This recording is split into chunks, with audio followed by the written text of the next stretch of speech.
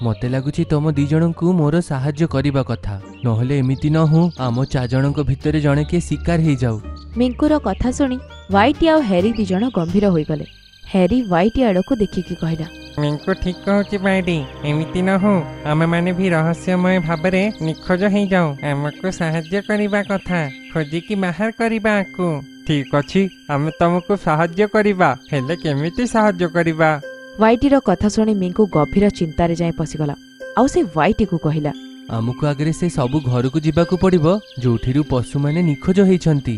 आमको जानिबाकू पड़िबो जे केतेबेले से माने निखोज होइथिले। ताही आजिर तुम मानकर काम।